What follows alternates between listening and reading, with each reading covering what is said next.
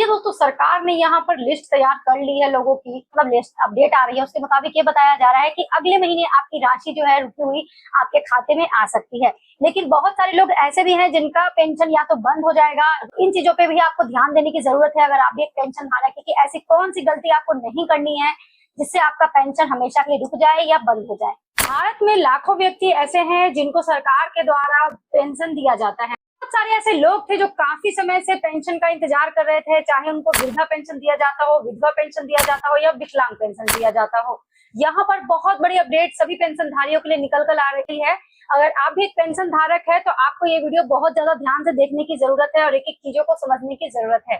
Please मैं आपसे एक रिक्वेस्ट चाहती हूँ, चैनल पर पहली बार आ रहे हैं तो प्लीज चैनल को सब्सक्राइब कर दीजिए और बेल आइकन दबा लीजिए। मैं इस तरह की लेटेस्ट अपडेट जानकारी डालूं तो आपके पास नोटिफिकेशन आ सके। स्टार्ट करते हैं आज की वीडियो। कुछ दिन पहले दोस्तों बहुत सारे लोग ऐसे थे जिनको पेंशन दिया गया था, लेकिन बहुत सारे लोग ऐसे भी हैं तो अपनी किस्त का इंतजार कर रहे हैं। उनकी किस्त काफी समय से अटकी हुई है, किसी कारण से रुकी हुई है। अगर आप किसी भी राज्य से इस वीडियो को देख रहे हैं तो अपने राज्य का नाम बस आपको कमेंट में करना है कि मेरा इस राज्य से मेरा अभी पेंशन नहीं आया है। अगर आप पेंशन लेते हैं तो आपको पता होगा कि कुछ राज्यों में महीने महीने आपको पेंशन दिया जाता है, कुछ राज्यों में दोस्तों इकट्ठे आपको 3 महीने की किस्त दी जाती है। तो और यहाँ पर सभी राज्यों की डेट की अगर हम बात करें तो एक दिन पूरे भारत में राशि नहीं भेजी जाती है। सब राज्यों का डेट जो होता है अलग अलग होता है। और यहीं पर अपडेट ये भी आ रही है कि उत्तर प्रदेश के बहुत सारे लोग ऐसे हैं जिनका पेंशन यहाँ पे अटक भी सकता है। कौन सी ऐसी चीजें आपको करनी है, ध्यान में रखनी है। अब यहाँ पर बात करते हैं दोस्तों, अगर आप यूपी से बिलोंग करते हैं तो आपको पता है कि 3 महीने में एक बार किया जाता है, यानी कि दिन के 1000 रुपए की 3000 रुपए की राशि भेजी जाती है। तो जिनकी मई और जून की राशि रुकी हुई थी जो है भेजी जा चुकी है या भेजी जा रही है। जैसा कि आपको पता है कि हर योजना को लेने के लिए किसी आधार को लिंक करना बहुत ज्यादा, इस पर सरकार ध्यान देती है। ई-केवाईसी आपका बेहद जरूरी होना। मान लीजिए आपने अप्लाई किया था, ठीक है, आपको कोई दिक्कत आई थी पेंशन में, लेकिन सरकार के घर पर आपकी मतलब डिटेल पहुंची और वहां किसी तरह का वेरीफाई नहीं हुआ, आपके वेरिफिकेशन में रुकावट आ गई, तो इस कंडीशन में भी दोस्तों आपका पैसा जो है अटक सकता है। आप ये भी चीजें देख रहे होंगे कि जिस सरकार की जितनी भी योजनाएं हैं, लाभ है, सरकार अब आपको डायरेक्ट खाते में पैसे भेजती है। वो जमाना चला गया कि हाँ भाई एक जगह पर पैसे इकट्ठे होंगे और फिर आपको किसी के द्वारा पैसे दिए जाएंगे, तो अब ऐसा नहीं होता है।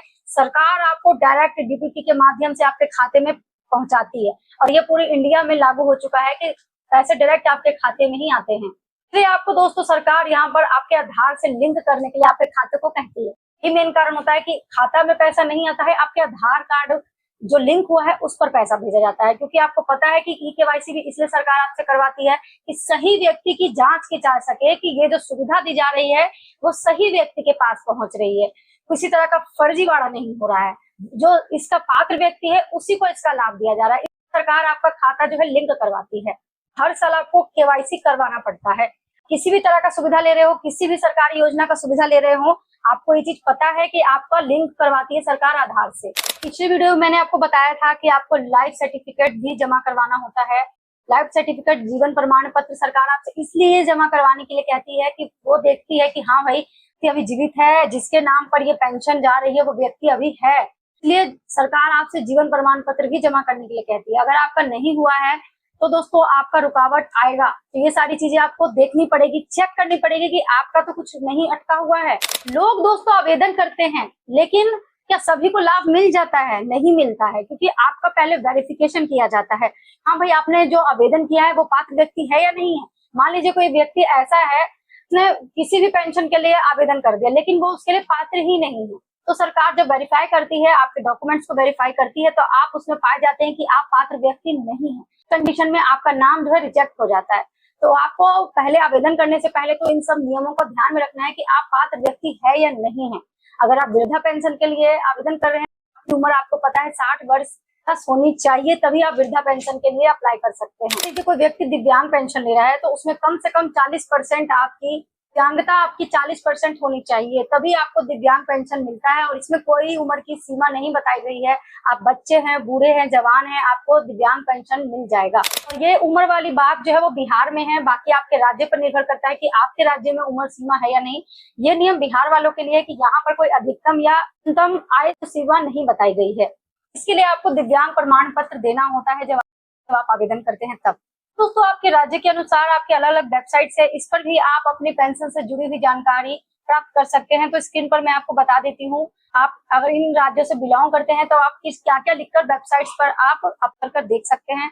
आपके राज्य पर निर्भर करता है, आप मुझे कमेंट में बता दीजिए, मैं आपके राज्य का भी बता दूंगी। बिहार से बिलोंग करते हैं तो आपको SSPMIS ई लाभार्थी लिखकर सर्च करना है और इसी वेबसाइट पर जाकर आपको अपना कोई भी पेंशन चेक करना है। आप उत्तर प्रदेश से बिलोंग करते हैं तो आपको SSPY.UP.Government पर सर्च करना है।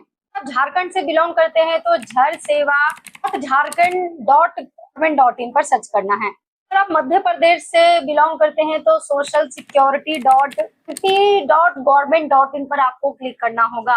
आप राजस्थान से बिलोंग करते हैं तो आपको SSP.Rajasthan.government.in पर सर्च करना है। तो ये कुछ मैंने आपको वेबसाइट्स बता दिए हैं, चेक कर लीजिएगा। आपको किसी तरह की अगर दिक्कत आ रही है तो इसी पर आपको सर्च करना होगा।